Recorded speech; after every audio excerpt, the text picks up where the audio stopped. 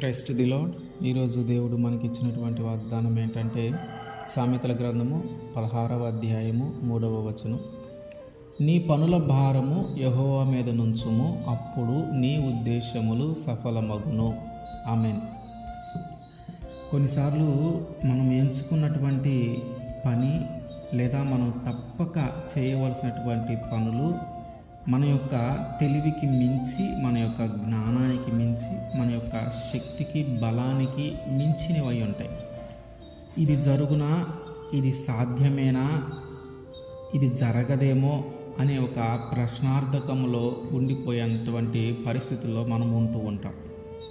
అయితే దేవుడు అంటూ ఉన్నాడు, అటువంటి పరిస్థితుల్లో కానీ మనం ఉంటే ఆ పనులు జరగవేమో, ఇది చెయ్యలేనేమో, ఇది నా వల్ల కాదేమో, ఇది అసాధ్యమేమో అనుకున్న పరిస్థితిలో ఎప్పుడైతే నీవు ఉంటావో ఆ పనులకు సంబంధించినటువంటి భారాన్ని యేసుక్రీస్తు వారి మీద వేస్తే అప్పుడు ఆయన సఫలం చేస్తాడు వాటిని.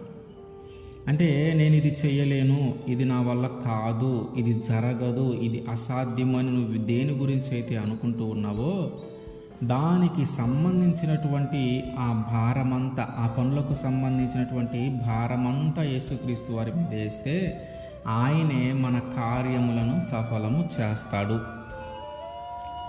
మనము మన తెలివితో, మన జ్ఞానముతో మనం ఆలోచిస్తూ ఉన్నాం, ఇది జరగదేమో, ఇది అసాధ్యమేమో, ఇది ఎటువైపు నుంచి ఆలోచన చేసినా జరిగేలాగా లేదు.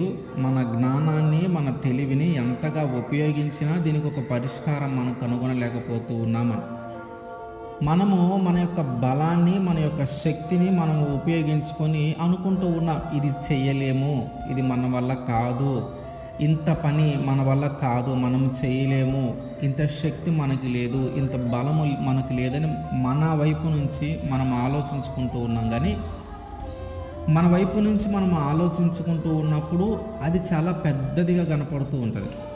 కానీ దేవుని దృష్టికి అది చాలా చిన్నది, దేవుని దృష్టికి అది చాలా అల్పమైనది. దేవుని దృష్టిలో అది చాలా అల్పమైనది కనుక ఆయన వాటిని సులభంగా జరిగిస్తాడు. మన దృష్టిలో నుంచి మనం చూసినప్పుడు పెద్దదిగా కనిపిస్తుంది, కానీ దేవుని దృష్టిలో నుంచి చూసినప్పుడు అది చాలా చిన్నదిగా కనిపిస్తుంది. కనుక మన యొక్క పనుల భారము మనము మోయలేనప్పుడు, మనము ముందున్నటువంటి పనులను మనము చేయలేనప్పుడు, మనం ఎంచుకున్నటువంటి ఆ పని మనము జరిగించలేనప్పుడు వాటి యొక్క భారమును దేవుని మీద వేస్తే ఆయన ఖచ్చితంగా వాటన్నిటినీ జరిగిస్తాడు. ఆయన ఖచ్చితంగా మన ఉద్దేశములన్నిటినీ సఫలపరుస్తాడు. ఎలియాజరు అసలు ఆ హారానికి వెళతానో లేదో కూడా తెలియదు. ఒకవేళ వెళ్ళినా ఖచ్చితంగా అబ్రహాము బంధువులని కలుసుకుంటానో లేదో తెలియదు. ఒకవేళ తెలుసుకున్న వారిని కలుసుకున్న వారికి ఆ స్త్రీ ఒక ఇస్సాకుకి సంబంధించినటువంటి, ఇస్సాకుకి చేయవలసినటువంటి ఒక భార్య దొరుకుతుందో లేదో తెలియదు. వాళ్ళకి ఆడపిల్లలు ఉన్నారో లేదో తెలియదు. ఇన్ని కన్ఫ్యూజన్ల మీద ఇస్సాకుకి భార్యను తీసుకొని రావటానికి కానాను దేశం నుంచి హారానుకు బయలుదేరాడు.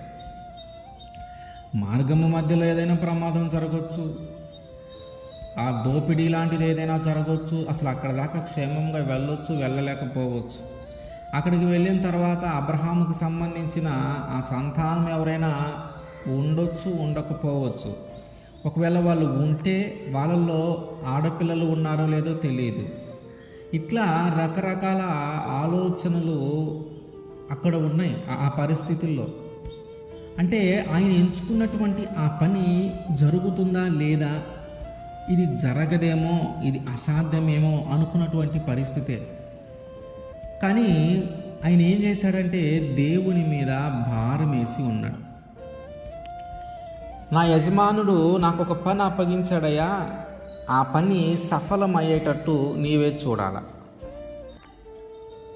నా యజమాని నాకు అప్పగించినటువంటి ఆ పని సఫలమయ్యేటట్టు నీవే చూడాలయ్యా అని చెప్పి ఎలియాజరు దేవుని మీద ఆధారపడి, అంటే ఆ పని యొక్క భారము దేవుని మీద వేసి అప్పుడు బయలుదేరాడు ఆయన. కనుక ఆయన బయలుదేరగానే మార్గమంతా క్షేమముంది. మనం ఒకసారి చూస్తే ఎలియాజరు దేవుని మీద ఆధారపడి, అంటే ఆ పనికి సంబంధించిన భారమును దేవుని మీద వేసి బయలుదేరు. ఆదికాండము 24వ అధ్యాయము 12వ వచనం చూస్తే, నా యజమానుడగు అబ్రహాము దేవుడైన యెహోవా, నేను వచ్చిన కార్యమును త్వరలో సఫలము చేసి నా యజమానుడగు అబ్రహాము మీద అనుగ్రహము చూపుము. అంటే తనేదో గొప్ప వ్యక్తిలాగాను, లేదా నాకే ఇంతమంది ఉంటే నాకే ఈ పనిని అప్పచెప్పాడని కానీ, నేను బాగా తెలివిగలవాడినని కానీ, నేను చక్కగా ఈ పని చేయగలనని కానీ, అక్కడికి వెళ్ళి ఖచ్చితంగా ఇస్సాకుకి భార్యను తీసుకొని రాగలనని కానీ ఇట్లా ఏమి అనుకోలే. అంటే తన తెలివిని బట్టి కానీ, తన జ్ఞానాన్ని బట్టి కానీ, తన బలమును బట్టి కానీ, తన శక్తిని బట్టి కానీ ఆయన ఆ పనిని మొదలు పెట్టకుండా దేవుడి మీద ఆధారపడి ఈ కార్యమును త్వరలో సఫలము చెయ్యి అని దేవుని మీద ఆధారపడి వెళ్ళాడు. కనుక ఆయన వెళ్ళగానే ఆ ఊరికి, ఆ పట్టణానికి వెళ్ళగానే మొట్టమొదట కలిసిన వ్యక్తే ఇస్సాకుకి భార్యగా ఏర్పాటు చేయటం జరిగింది. ఆమెనే మొట్టమొదటిగా రిబ్కానే కలిశాడు. ఆ రిబ్కానే ఇస్సాకుకి దేవుడు ఏర్పాటు చేసిన భార్యగా ఉంది. అంటే ఇక్కడ మనకు అర్థం కావాల్సిన విషయం ఏంటంటే, ఒక పని చేసేటప్పుడు, ఒక పనిని మనం ఎంచుకున్నప్పుడు మన ముందున్నటువంటి ఆ పనిని మనము చెయ్యలేని స్థితిలో కానీ, మన వల్ల కాదు అనుకునే స్థితిలో కానీ, ఇది జరగదేమో అనుకునే స్థితిలో కానీ, ఇది అసాధ్యమో అనుకునే స్థితిలో కానీ మనము ఉంటే, మనకు అది అసాధ్యం కావచ్చు, మనకది సాధ్యపడకపోవచ్చు, మనం అది చేయలేకపోవచ్చు. కానీ దేవునికి అది సాధ్యమే. దేవునికి సమస్తము సాధ్యమే. ఆయన ఏదైనా చేయగలడు. కనుక మనం ఏం చేయాలంటే, మనము దేని గురించి అయితే అట్లా ఆలోచిస్తూ ఉన్నామో దానికి సంబంధించిన భారమును దేవుని మీద వేస్తే ఆయనే ఆ పనిని చక్కగా జరిగిస్తాడు. ఆయనే మన కార్యములను సఫలపరుస్తాడు. ఆయనే మన ఉద్దేశములను సఫలపరుస్తాడు. ఆమేన్.